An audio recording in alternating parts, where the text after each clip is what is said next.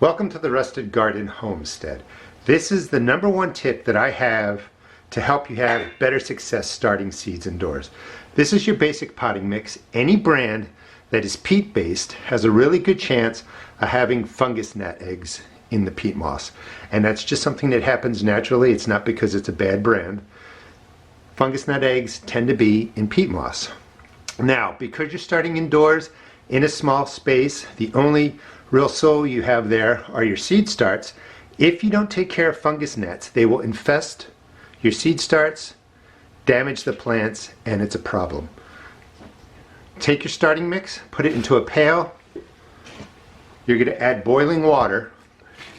That will kill the fungus gnats. Do this about a week before you're going to start your seeds. And you're better off having this to be a little more soaked and watery than underdoing it. And then you just let this sit for that 7 days. The water will evaporate and you can just use your seed starting mix.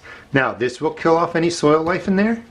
Seed starts do not need any kind of soil life to start and to grow.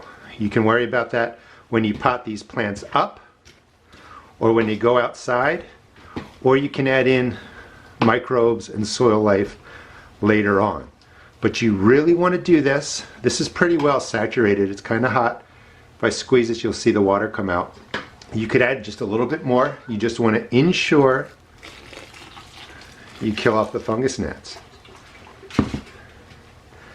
And like I was saying, you can add in the soil life later. But if you get an infestation of fungus gnats, they're really hard to control. So prevention by using boiling water is the best way to take care of that. The fungus gnats are not going to survive this. Well soaked, kind of hot, don't do that. Dripping out. Put some foil on there. Keep the heat in. And let me grab the lid. Take the lid, put it on there, leave it like that for a couple of hours till it cools down, and then you let this sit for 7 days, dry out, and use it. Thanks for watching. Please check out my seed shop at therustedgarden.com, and please subscribe. I will be doing short videos like this to help you have a better experience starting seeds indoors.